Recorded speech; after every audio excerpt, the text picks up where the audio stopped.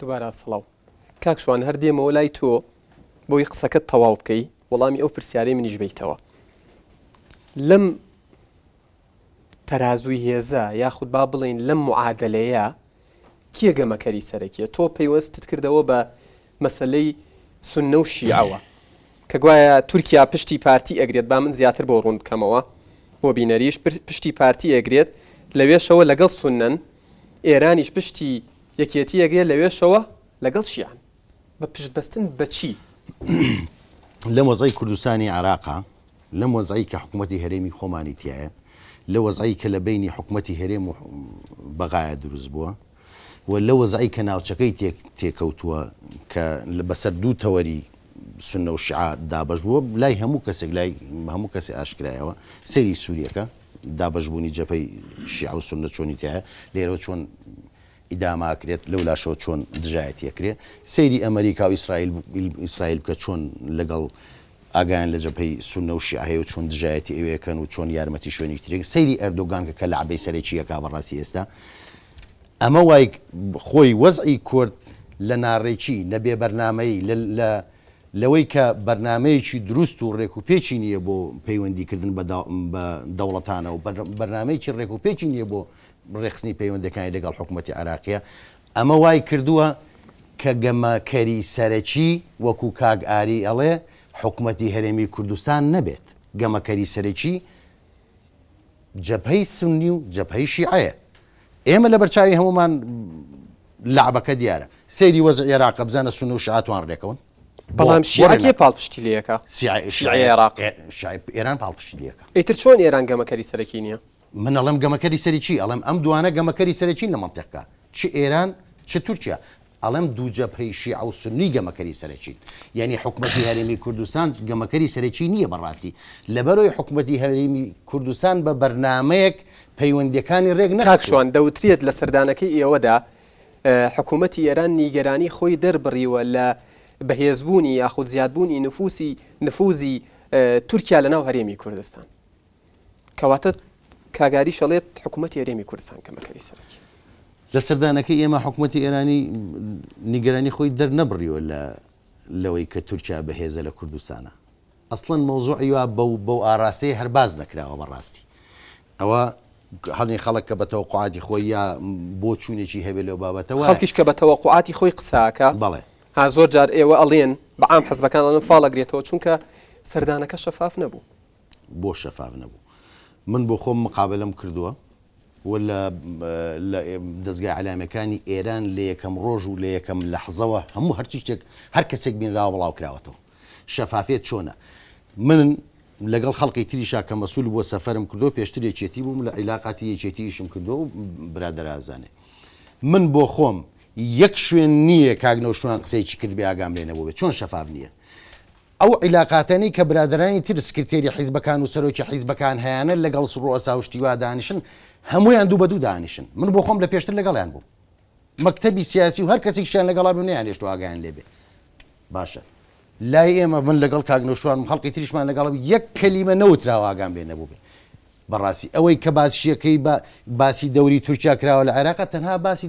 ئەوەی کە باسکراوە باسی دەوری تیجاری ئێران کراوە لە عێراق دەوری تیجاری تورکیا کراوە لە عێراق کۆمپانیشتیان هەیە زۆر بە ئاشکرا دیارە تەمەن پێشمان خۆشە کۆمپانیای تورکی هەبێ لە ئێمەڕێ ئێوە ڕێ ئێمە پێ کۆمپانیای تورکی هەبێ لە عێراق لە کوردستانە دەوریان هەبێ بەڵام بە شێوەیە لە چوارچێوەی بەرنمەیەکی وەزاری ڕێکوپێکە کە لە مەسلحەتی کوردستان بکشێتەوە زۆر سپاس کاکشوان دێمە وڵات کاک وەستا ڕەسوڵ دێمە لای تۆ ئەگەر کۆمنتێک هەبێت و گەروەڵامی ئەم پرسیارەشم بیتەوە دکتۆر مەحمەد عوسمان لە لێدوانێکیدا دەڵێت بۆ بەشی کوردی دەنگی ئەمریکا وتوێتی وڵاتانی دراوسێ هیچ حسابێک بۆ حکوومەتی هەرێمی کوردستان ناکەن ئەگەر قسەیەک هەبێت و وەڵامی دوو قسەشم هەیە یەکێکیان ئەوەی لەسەر مەسەلەی انتخابات کاکشوان باسی کرد ئەوە بەڕاستی دوورە لە ڕاستیەوە چکۆ من خۆم کاردێکتەری ناو انتخاباتەکە بووم مەسئولش بوومە لە مەحوەرێکە هیچ دەعمێک و هیچ ئەوەیەکم نەبینیوە چێ لەوەی 2009 کە بە یەک لیست بووینە لەگەڵ پارتی دیموکراتی کوردستانە چێ لەمەی عێراقیش بەڕاستی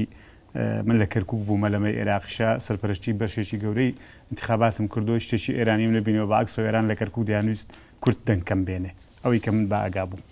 دووهەمیش لەسەر مەسەلەی ئەمەی کاکشوان دەڵێ بۆ خۆی حەڵاڵە بچێ لەگەر هەموو سەرکردەکانی ئێرانە ئیشکە و بە منش دەڵێ علاقەت هەیە لەگەڵ شیعەگەرایەتیە بەڕاستی حەق ئەمە دوو تێکردنەوەی لێک جیاواز بێ بۆ ئۆتۆ حەڵال بێ بەس بۆ منیش حەڵال بێ با بچم سەردانش بکەم و بە ئەو علاقە مێژووی منی ئەمە لەگەڵ ڕابتیشی کردە بەوە کە ئەو پێشتر خۆی لە مەکتەبی پەیوەندیەکانی یەکێتی بۆ بەو شێوەیە نەبوو کە ئێستا لەناو گۆڕان دەمەوێت لەسەر ئەوە قسەکەم ئەوە بێ پێشەوەی جوابی دکتۆر محمود بدەمەوە ئەمەوێت ئەوت پێ بڵم ینی یەکێتی نیشتمانی کوردستان سیاسەتێکی ڕوون و ڕەوانی هەبووە لە دروستبوونیەوە تا ئێستا کە کاکشوان و برادەرەکانیشن شەریک بوونەتیای سیاسەتی کوردستانی بوونە کوردستان لە هەر کوێیەک بێ گەلی ژێردەسە لە هەر کوێیەک بێ یەکێتی نیشتمانی کوردستان کۆمێتێکی بۆی هەبوو و یاریدە دەرێکی هەبووە ئەمە شانازێکی گەورەیە بۆ یەکێتی و باسی دەکەینەوە دەشیڵێنەوە بە ئێستاشەوە ئێمە بڕۆمن بە کوردستانی بوونی یەکێتی نیشتمانی کوردستانی لە هەر جێگایەکا بێ ئەوە لەبەرەوە لە کەسی ناشارینەوە ئەویان بەڕاستی باجیشمان لەسەری داوە بەڵام کاگۆستا ڕەسوڵ پارساڵ من سەردانێکی قەندیلم کرد لەوێ بەرپرسێکی باڵای پژاک چاوپێکەوتنێکمان لەگەڵی ئەنجامدا ئەو وتی یەکێتی و پارتی لەبەر خاتری ئێران لەبەر خاتری تورکیا لەگەڵ ئێمەیە دانانیشن و هاوکاری و ینی چۆن بڵێ تەسهیلات بۆ ئێمە ناکەن ئێمە بڕوامان بە ئازادی گەلانی ژێردەستە هەیە بگەن بە مافەڕاوەکانی خۆیان بەڵام جەماعەتێک لێرە جەماعەتێک لەوێ ئەمیان مۆزوعێکی ترە کە ئێمە لەگەڵیان دانانیشین بە پێی قانونی نێودەوڵەتیش پێمە ڕێگاماندی لە گروپێکی چەکدارەدا بنیشین خۆ بێزان چی دەربارەی ئەو سێدارایانەی ئەو ڕۆژانە لە ئێران لاوی کورد لە سێدارە بە بەردەوامی لەسەر ئەو سێدارانە ئێمە بەیاننامەمان هەبوو بە بەردەوامی کاریگەری هەبووە دەکرێت بڵێن کاریگەریەکی ئەو تۆی نەبووە بەڵام لە ناخی لە بۆ کوردبوونی خۆمان هەمیشە هاوخەمی خۆمان لەگەڵانە دووبارە کردووە شش بەیاننامەمان لەسەری دەرکردووە لەسەر مەسەلەی قسەی دکتۆر محمود من پێم وایە ڕۆژانە دکتۆر محمود ئەوەندە مقابلەکە ناکرێت کام مقابلەیان بڵێم ڕەنگە جار وایە هینەکانیش کۆکاتەوە جارەوە ڕۆژنامە نووسەکان کۆکاتەوە بڵێ زەحمەنە بێ مقابلەیەکی تازە بکەم لەگەر فلان و فلان شتا گەرواز لەوە بێنین لەسەر قسەکەی کۆمنتە چی ئەڵێ وڵاتانی دراوسێ هیچ حسابێک بۆ هەرێمی کوردستان ناکەن زۆر نازانم ینی هەندێک شت هەیە بەزەند قسە نەکرێ باشە ئەگەر حسابی بۆ ناکەن بۆچی بە ملیارات دلار تیجارەتی لەگەڵاکەن ئەگەر حسابی بۆ بەڵام باس لەوەش دەکرێت کە ئەو تیجارەتە زیاتر مەسلحەتی ئێران و تورکیا مەسلحەتی زۆر تێدایە کوردستانش پێویستی بۆ بازرگانی هەیە کوردستان لە شوێنێکی داخراوایە لە ڕژی پۆلۆتیکیەوە باس کرا هیچ منفەسێکی نییە ئەگەر تەنانەت من بۆ خۆم جۆم لە ڕێخەری گشتی بزوتنەوەی گۆڕان بۆ کاگنۆژڵان دەڵێ ئەگەر هەر چوار دەورەشمان بگیرێ ئێمە بە قاچاقش بێ ئیدارەی خۆمان دەبێت لەگە دەوڵەتی ئێران و تورکیا بدەین کەواتە بازرگانی لە مێژووە لەگەڵ لە بینی ئەم دەوڵەتان و کوردستانی ئێرانە هۆکارێکی ئابووری گرنگ بۆ ژیانی میلەتی کورد یعنی چەند ئەو بەڕاستیەکەی چەند ئەو پێویستی بە منمش دووەندە پێویستم پێێتی لە ڕووی بازرگانیەوە لە ڕووی بازرگانیەوە ئێمە و ئێران و تورکیاش پێویستیەکەمان بۆ تەکارلێک کە ناتوانین لێکی جیاب بکەینەوە لە ڕووی هەندێک مەسائلی سیاسی شەوەیە کاکە من لە شۆڕشەوە هاتوو کوردستان لە خۆیەوە ئازاد نەبووە شۆڕش ئازادی کردووە شۆڕش لە شاخ بووە شاخش پشتێکی بە ئێرانەوە بۆ پشتێکی بە تورکیاوە بووە ئەمە حقیقەتێکە چێ دەتوانێت ئینکاری لەم مەسەلە لایەنە ئینە بکە کەواتە کاک وەستا ڕەسوڵ دێمەوە سەر و پرسیارم گەمەکەری سەرەکی گەر بە ڕێژەیی قسە بکەین لە گۆڕەپانی هەرێمی کوردستان ئێرانە یان تورکیایە ئەزانی کاکە قسەکە هەرسێکی منتەقیتایە قسەکە منتەقیتایە بڵێ هەردووچانە منتەقشیتایە بڵێ هیچیان نییە هەرێمی کوردستانە بۆچی لەبەرەوەی ئەو دوانە ئێستا شەڕیانە لەسەر چێبڕچەی سونەگەرایەتی و شیعەگەرایەتی هەمومان ئەم حەقەتە دەزانین ئەو مێژووی لە ڕابردووە ڕۆیشتووە ڕەنگە 100% دووبارە نەبێتەوە بەڵام هێڵێکی گشتی هەیە بۆ مێژوو بۆیە گەمەکەری سەرەکی هەر دەبێ هەرێمی کوردستان بێ ئەگەر جارێکی تر ئێمە بەدابەشبوون خۆمان بدەینەوە دەست ئێران و تورکیاوە ئەوە بە تەکید وەک ئاوڕەحمان پاشای بابان و میرنشینەکەی سۆرانمان لێ دێتەوە ئایا ئەمە منطقە ئێمە جارێک کە بینەوەمە بەسەر خۆمان ئایا سەرکردایەتی سیاسی پارتە دەسەڵاتدارەکان و پارتە معارەزەکانش لەمە تێناگەن کە ئەمە مێژوێکی خەتەرە بۆ میلەتە ئێمە لەبەرەوە ناکرێ بەڕاستی پێشوازی لە بۆچوونێ بکەم و هەر ڕەفسی دەکەمەوە کە بێوێگەمەکەری ڕئیسی بێ لە وڵاتەکەی منە بەڵام تۆ پێم بڵێ عیلاقاتی پەیوەندی حزبەکان نەبێ باشە هەمووی لە ڕێی حکوومەتی هەرێمی کوردستانە بێ بڵێ من ئەڵێم هەمووی دەبێت لە ڕێی حکوومەتی هەرێمی کوردستانەوە کاگۆستا ڕەسوڵ تەوەری ئەمڕۆمان تایبەت نییە بە دانیشتنەکەی چەند ڕۆژی ڕابردووی نێوان یەکێتی نیشتیمانی کوردستان و بزوتنەوەی گۆڕان بەڵام گەر پەیوەستی بکەمەوە بەم بابەتەوە کاریگەری وڵاتانی دراوسێ دەوترێت کە ئێران کاریگەری لەسەر ئەم مەسەلەیە هەبووە دەوترێت کە لە ماوەی ڕابردوودا هەرێک لە دکتۆر بەرهەم ئەحمەد ساڵح و کە جێگری سکرتێری گشتی یەکێتی و بڵین کاک نەوشیروان مستەفا ڕێخەری گشتی بزوتنەوەی گۆڕانە سەردانی ئێرانیان کردووە لەژێر کاریگەری ئەو سەردانەیە ئەم دانیشتە شڕوویداوە وەڵامتان چییە بۆ؟ من ئەمێ زۆر بە سەراحەت بڵێم هەر کاک نوشروان بۆ خۆی هەمومان دێناسین لە تەکەوە لەگەر هەمومانە بۆ سەرکردی هەمومان بووە بە شەرەفم لەژێر کاریگەری هیچ کەسێکان نییە ئەوە با بە زۆر بە سەراحەت قسە بکەین لەبەرەوە ئەو مەسەلەی علاقەی بەوە نییە مەسەلەی یەکێتی و گۆڕان شتێکی فەلسەفی مێژووی لە چەمقی دیموکراسی هەیەکەگرنەوە لە عمقەکان هەیەکەگرنەوە لە کۆمەڵی سەبەب بوو هۆکارە زۆر دوور نین لە یەکتر لە ڕاستیە دانیشتنێک لە بینی گۆڕان و یەکێتی نیشتیمانی کوردستانە بە عجایب و غەرایب تەماشا نەکرێت جارێ هەردوو لامانەوەی کاک شوان باسی کرد لە منتیقی سلێمانیە عمقی ئیشکردنانمانەوە هەردوو لامان با بڵێن ئەوەی کە ئینە جەماوەریەکەمانە لەم منتیقەیە باشە ئێمە بۆ بین ناکۆچی هەبێ ئێمە دوور بین لە یەک ناکۆچی لە منتیقە زۆر باشە سپاس دەکەم کاک بوران دێمە لای تۆ بۆەوەی نەڵێ حەقی خواردوم گەر کۆمنتێک تەبێت پێشەوەی بڕۆینە لای پرسیاری میوانەکان گەر قسەیەک تەبێت والله نر بالنسبة أو كيجمع كري سركية يعني لهرمي كردستان البته يعني ناتو يعني بلين يعني بتحديد يعني هردو لايان هولي أوا أدن كان لي رجمع كري سركي بن بو چونك إيران بأشكرا يعني بيشتر هولي أوي أدا كشكاني ناو سوريا بشوازي كي بحلولي ناو خوي شارع سر بكري وزور جار يعني زور بم شوازي كاستقله الشري سوريا شري إيران يعني زور بأشكرا أو عليه وهر كسيكيش يعني لقله النبي لقل سوريا النبي يعني دجي إيران يعني آواها تتناو معادلة كوا يعني بو قوتوا وهروها تركيا شموما نزانين يعني مسألة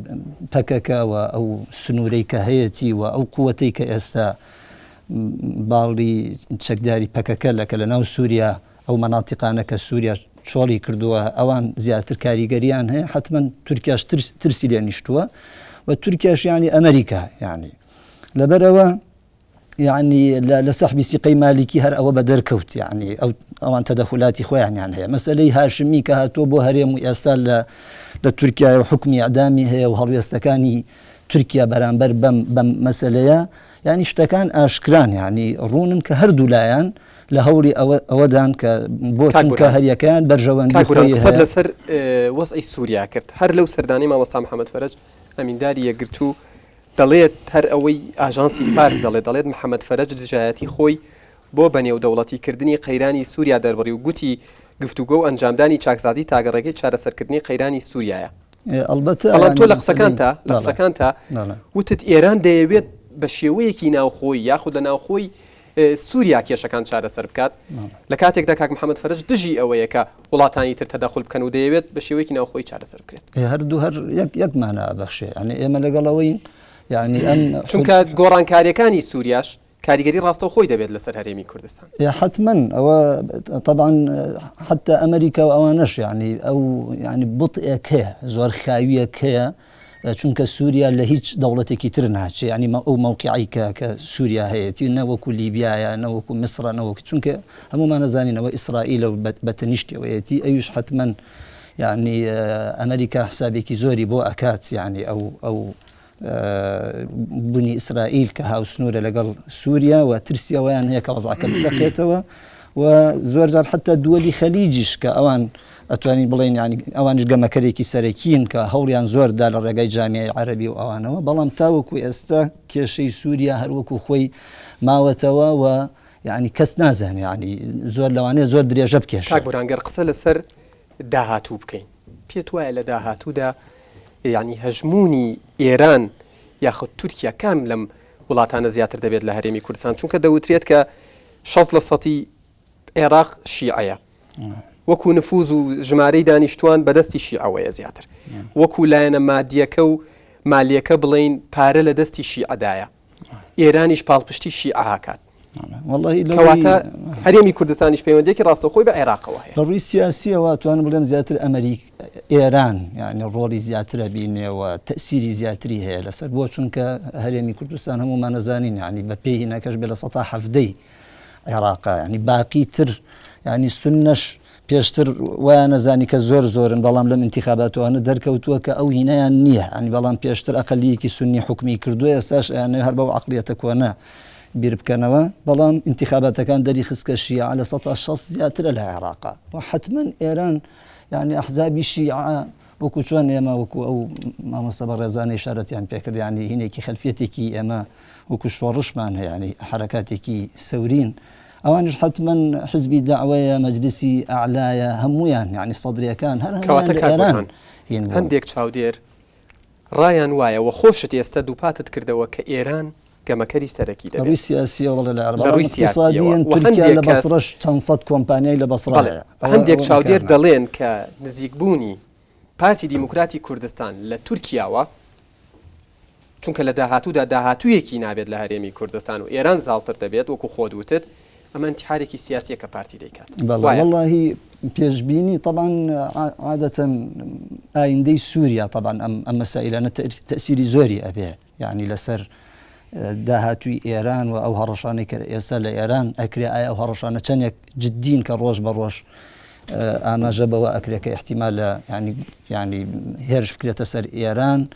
و ئەوانە حتمما ینی من ناتوانم ینی پێشبینی ئەوە بکەم بەڵام حتمما ئەوەی کە مەسەلەی سووریا قیاسن بە شوێنەکانی تر یعنی و هەمووی ئەڵێن مەسەلەی وەقتە ئەمریکا هەروە ئەڵێ تورکیا هەروە ئەڵێ یعنی ئەگەر ئەو ڕژێمەی کە لە سووریایە یعنی سقوتکە حتمما من وا ئەزانم ڕۆلی تورکیا زیاترە بێتەوە ڕۆلی ئێران ئەگەر ئەوە ڕوو بدات. زۆر سپاسانەکەم ئێستا دێمە وڵات کاگاری بۆ ئەگەر قسەیەک تەبێ قسەی خۆت ئەو جەناب باسی انتحاری حیزبەکەی منی کرد حقق مشتێکی لەسەر بڵێم کاتت دەدەمێ بۆی وەڵام بیتەوە ئێستا کاتە بەمە یەک خولەک دەدەمێ و کاتی زیاتر دەدەمێت بەڵێ بینەرانی عزیز ئێستا کاتیەوەی ئەو میوانە عزیزانە پرسیارەکانیان ڕاستە بکەن فەرموو. نام هەردی محمود ئەحمەدە پرسیارێکم بۆ کاکشوان هەیە کاکشوان تۆ لە وتەکان تا وتت کە ئەو خەڵکانەی دێنە ناو هەرێمی کوردستانەوە جوازیان بۆ دەکرێتیان بەڕوونی بیڵێ جلسەیەکیان بۆ دروست دەکرێت ئەمە تا چەند ڕاستە هەنی ئەگەر یەکێک فلیپینیەک بێت تا چەند ئەمە ڕاستە جلسەیەکی عێراقی پێ بدرێت. سپاس بۆ تۆش. هۆگر حەسەنە پرسیارەکەم بۆ کاگاریە کاگاری پەیوەندی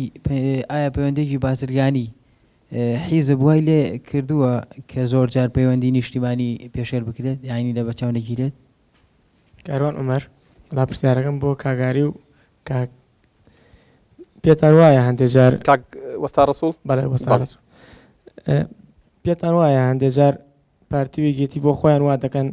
کە وڵاتانی دەوروبەر دەست بخەنە کارەکانیانەوە لە کاتی لاوازبوونیاندا دەست خۆش. سپاس بۆ تۆ. ئەرکان محەممەد بۆ کاگاری و کاگڕەسوڵ پێتان وانە ئێوە دەتوانین لە ماوەی ئەم چەند ساڵی ڕابردوو تا دەسەڵات وا بە شێوەیەکی ئیجابی بەکاربێنن لە جیاتیوی کە پەیوەندیەکان پەیوەندیەکی بنەماڵەیی و حیزبی یان تایبەت بێت ئەوە پەیوەندیەکان لە پێناوی بەرژەوەندی گشتی کۆمەڵانی خەڵکی کوردستانە بەکار باتایە تا کوێسا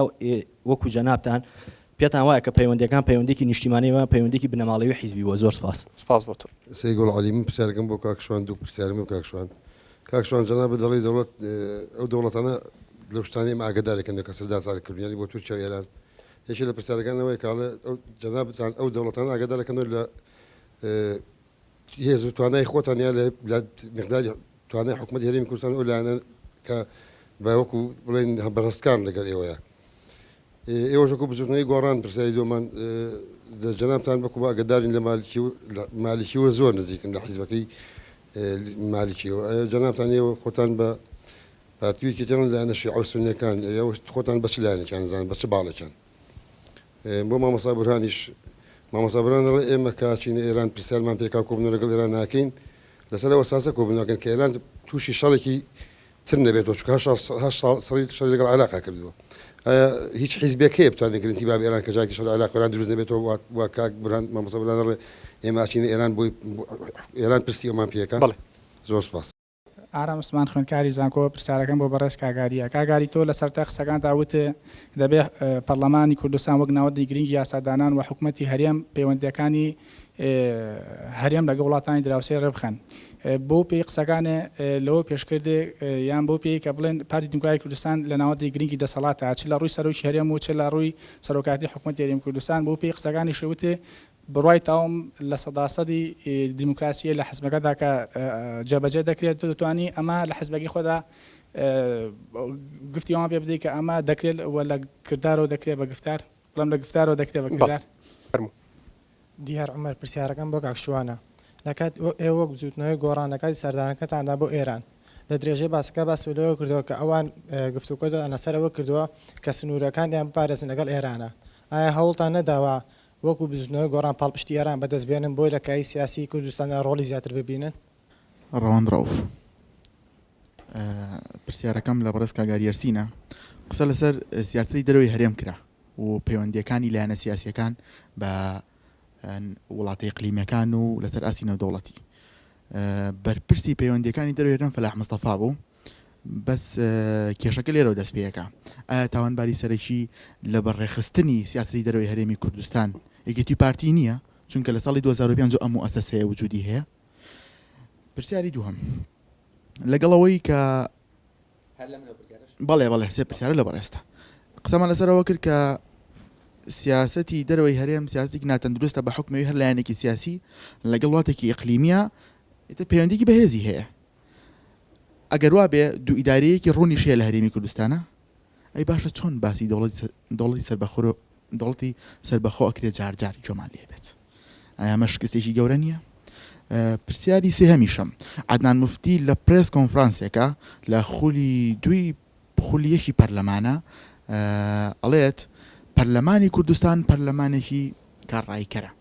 و لە کاتێکە کە کارڕایکەرە پرۆژە یاسای دەستور پەسەند دەکرێت کە پرۆژە یاسایەکە پەیوەندی بەسەر هەموو تاگەکانی کۆمەلگاوە هەیە و لەگەڵ ئەوەشە لە مادی یەکەمایە سیستمی پەرلەمانی سەرۆکایەتی پێڕەوەکرێ ئایا ئەمە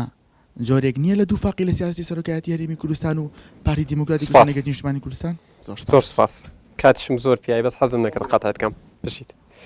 ئەو پرسیارێکی باش بوو چونکە یەکێک بوو لە تەوەرەکانی من باس لە دەوڵەت ئەکرێت بەڵام لەلایەکی ترەوە کاریگەری ئەو وڵاتانە گیان باشە بە قوربان فەرموو ڕەوان مەحموود خوێندکاری زانکۆ پرسیارەکانم بۆ جەنابی کاگاریە فەرموویە لە پەرلەماندا مەکتەب سیاسی حیزبەکانی لێ نییە بۆیە پەرلەمان مەرجانیە ئایا سەرۆکی پەرلەمانی ئێستا و پێشوو کێ بوو ئایا بوونی مەکتەب سیاسی لە پەرلەمان زیاتر ئیفلیچکردنی پەرلەمان نییە بەو شێوەی کە حیزبە دەسەڵاتدارەکان هێنەوێت پرسیاری دووەم هەر بۆ کاگاری قسەیەکەیە دەڵێت تورکیا ئەوەی لە ناوچەکەدا پێی نەکرێت پارتی ئاڕاستە دەکات لە کاتێکدا پارتی نکۆڵی لەوە دەکات کە ئەمە بوونی هەیە ئایا پارتی و سەرۆکی هەرێم بۆچی ئەم سیاسەتە شاراوەی لەگەڵ تورکیا هەیە نمونەش ماوەکو سیاسەتی پارتیە بەرامبەر بە پەکەکە سپاس سەبارەت بە پەیوەندیەکانی بزوتنەوەی گۆڕان و ئێران عەفو ناوت چی بوو ببوورە سامان بابعات بەڵێ فەرموو سەبارەت بە پەیوەندیەکانی بزوتنەوەی گۆڕان و ئێران بێگومان بەر لە ڕووداوەکانی حەڤەی شوبات و دوای ئەوەش بزوتنەوەی گۆڕان پەیوەندیان لەگەڵ ئێرانە هەبووە پرسیارەکەی من بۆ بەڕێستان ئەوەیە باشە بۆ دەبێ بزوتنەوەی گۆڕان وەڵامی ئەو پرسیارەی کۆماری ئیسلامی ئێران باتەوە کاتێک کە لێیان دەپرسێ ئێوە کە چوونە سوڵتە ئەبێ هەڵوێستان چی بێ لە کاتێکە ئەجێندای وڵاتانی ئیقلیم بەرامبەر بە هەرێمی کوردستان دیارە بۆیە گۆڕان بزوتنەوەی گۆڕان چاوەڕێ ناکات تا ئەو کاتێک کە دەسەڵاتی سیاسی لە وڵاتە ئەگرێتە دەست و ئەو کاتە جۆر و علاقات و پەیوەندیەکانی خۆی دیاری بکە پرسیارێکی تریش هەر بۆ بەڕێزیان سەبارەت بە مەسەلەی تەزویرات هەڵبژاردنەکان بەڕێستان باسی تەوەرێکی حەساستان کرد مەسەلەی دەستێوەردانی وڵاتانی ئیقلیم لە مەسەلەی هەڵبژاردن پرسیارەکەی من لێرە ئەوەیە ئەگەر بەڕێستان ئەو بەڵگەنامە و دیکۆمنتانەتان لایە بۆ دەرەنجامی هەڵبژاردنەکانتان قوبوڵ کرد بۆ ئیمزاتان کرد پرسیارێک بۆ هەردوو بەڕێز کاگاری و کاگمەلا ڕەسوڵ سەبارەت بە کاگوەستا ڕەسوڵ ببوورە بەڵێ کراشی بەمەلا بەڵێ فەرموو پارتی و یەکێتی بۆ پێی کە دوو حیزبی دەسەڵاتدارن بێگومان دەسەڵاتی سیاسی ئەم هەرێمە بەدەست ئەوانە بۆ بیر لەوە ناکەنەوە مەسەن لە پەیوەندیەکاندان جۆرێک هاوسەنگی تیا بێ لەگەڵ دنیای دەرەوە زۆر سپاس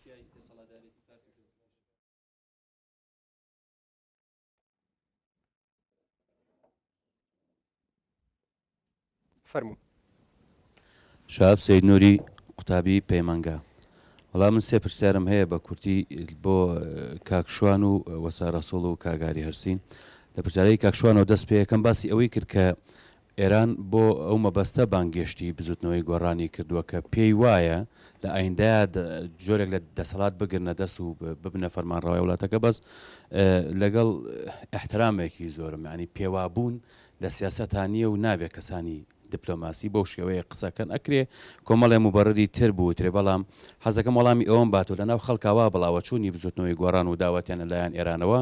بۆ مەبەستە بووە کە بتوانێت وڵاتی ئێران بتوانێت یەکێتی و بزوتنەوەی گۆڕان لە یەک نزیک کاتەوە لەسەر مێزی گفتوگۆ و دواتر بەرنامە ڕێژەیەکیان بۆ بکە کە لە هەڵبژاردنەکان بە یەک لیست دابەزن. سەبارەت بە جەنابی کاک وەسەرەسۆڵ باسی ئەوەی کرد کە یەکێتی نیشتیمانی کوردستان بۆ میکانیزمە کارەکە گەلی ژێردەسەر لە هەر وڵاتێک بێ ئەمان لەوێن و پشتیوانی لیەکەن بەڵام بەداخەوە ئەم هەڵوێستەم لە کوردانی ڕۆژئاوا نەبین ینی ئەو هەڵوێستەتان بۆچی نەبوو بۆ کوردانی ڕۆژئاوا لە کاتێکە ئەوان ئەچەوسێنرانەوە ڕۆژانە بە سەدان کەسیان لێ ئەکوژرا بەڵام جەنابی مامجلال پرسەی سەرخۆشی بۆ بەشار ئەسەد ڕەوانە ئەکرد. بۆ جەنابی کاگاری هەرسی زۆر بە کورتی سوپاس دەکەم زۆر بە کورتی ئێوە و کوپارتی دیموکراتی کوردستان ڕێکەوتنی استراتیژیتان لەگەڵ یەکێتی نیشتیمانی کوردستانە هەیە. یەکێتی نیشتیمانی کوردستان هاو هەڵوێست نەبووە لە زۆر لە پرسە هەستیارەکان لەگەڵتانە ئێوە ئەتان چیە بۆ نمونە لەگەڵ لێستەنەوەی متمانە لە نووری مالیکی لە کێشەی سنوور کە لەگەڵ نووری مالیکی دروست بوو و کۆمەڵی کێشەی تر یەکێتی هاو هەڵوێست نەبوو لەگەڵتان ئێوە بۆ ئەمانە چی ئەڵێن و ئایا ئەمە لە دژی ڕێکەوتنامەی استراتیژیتان نییە؟ زۆر سپاس بۆ تۆش سپاس. دوای ناوبڕەکە بینەرانی ئازیز ناوبڕێ گۆرەگرین و بەردەوامە بین لەگەڵ میوانەکانمان.